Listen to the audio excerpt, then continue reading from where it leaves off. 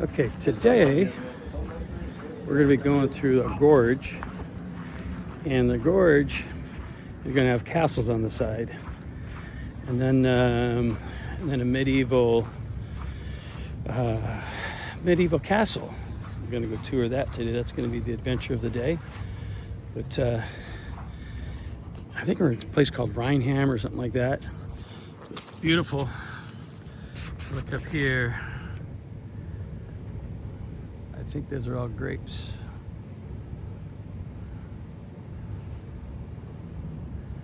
Absolutely gorgeous. Big places to go. Over here is a town over here. And way up on top, you got a church, of course. Cathedral, church, something like that. Anyway. So that's the mission of the day today. Should be a great time. More to follow. And of course it's raining a little bit.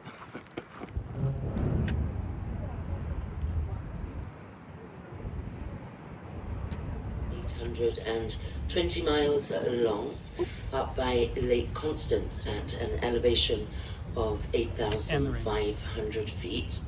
And then it empties out just past Rotterdam in the Netherlands into the North Sea. During our cruise, we cover a distance of around 550 miles, and a ship of this length can only cruise as far as Basel. Of course, smaller barges and boats can go.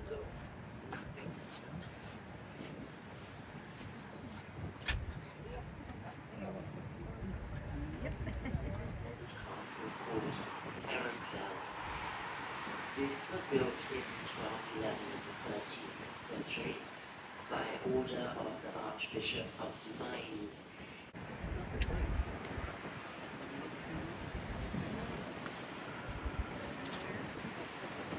From France, which he had planted here.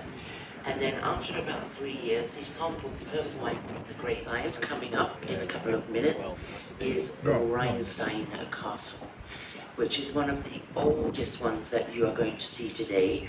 And this was originally constructed as an imperial castle for the exercise of customs rights. Now, the exact year of construction is not known, but it is assumed that the history of the castle dates back to about the 9th century. But in those days, and the first time it was destroyed was by the members of the Rhine City League in the 13th century. And then in 1900 it was rebuilt by the grandfather of the present owner.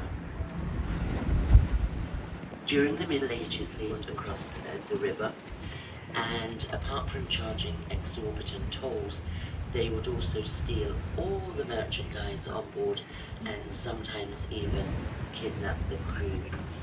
So eventually the Rhine City League was created by nobles and This is the way we're enjoying this beautiful Rhine River cruise. Everybody's bundled up.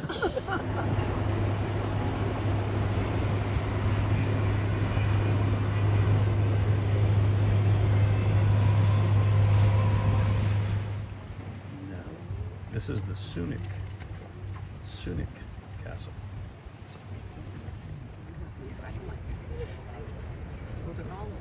Oh yeah.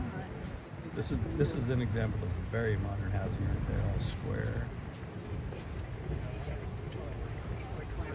And kingfishers, cormorants, ducks and geese, especially in the floodplain of wetlands. Wine growing village situated at the opening of the Whispertal Valley into the Rhine Valley, and then just above the town you can see the ruins. No. This is the Sunic Castle.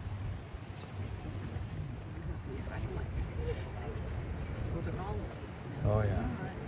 This is an example of a very modern housing right there, all square. kingfishers, cormorants, ducks and geese, especially in the floodplain of wetlands. Wine growing village situated at the opening of the Whispertal Valley into the Rhine Valley, and then just above the town you can see the ruins.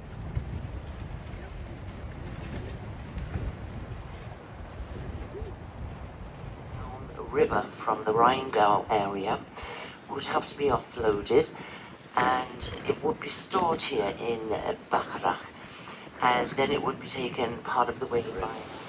And then above the town of Bacharach you can see a castle from the 12th century, which is a Stalin. Another one, the French destroyed in the 70s, ruins of what was a beautiful pink sandstone Gothic chapel. However, it's been declining since the 18th century, but the architecture of that Gothic chapel.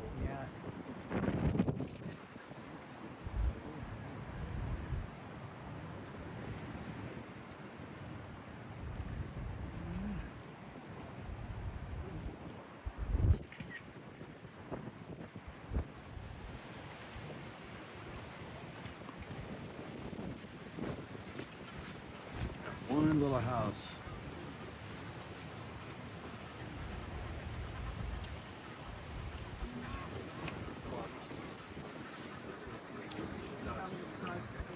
Hey, look, the camper vans. I know.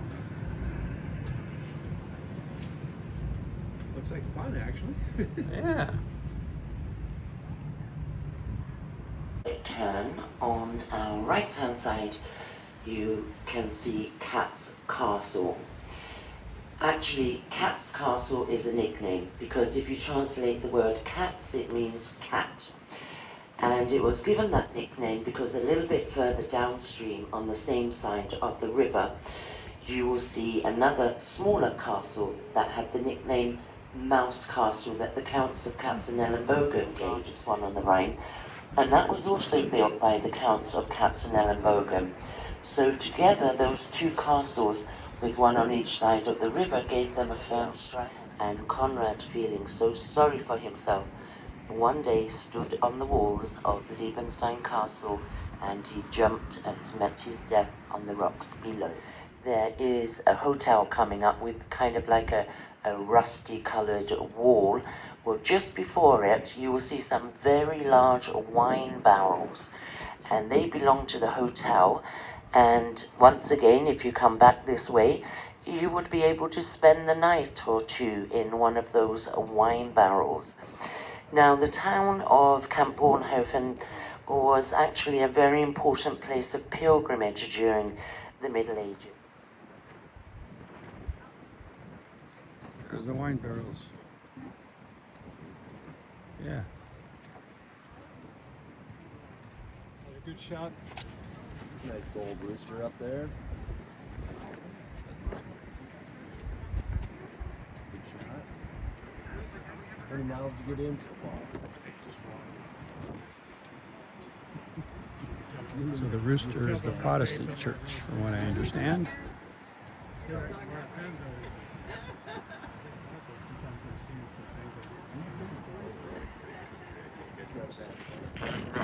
The Romans had a castle here. It's that beautiful grey and white building coming up right now on your left. That was restored and turned into a history museum, and another part of it is a district court. Boppard is actually located on one of the largest of the Rhine beds, and it's very famous for its spectacular vineyards known as Boppard Ham. Boppard was a deal of 14 full-time cooperatives that managed to obtain just over 500,000 litres of wine from the grapes on these southern slopes. Approximately 80% of Boppard wine stems from Riesling grapes, but the red wine, or otherwise known as the Lakeberg, have these vineyards on such steep slopes. Well, the reason is, first of all, they are not irrigated. So this must be the Catholic and church. then when it rains, the water runs down the slopes, And this forces the roots of the vines to search even deeper between the rocks and soil, searching for their source of water. And this then produces a much better quality. It's raining. It's cold. It's raining out here.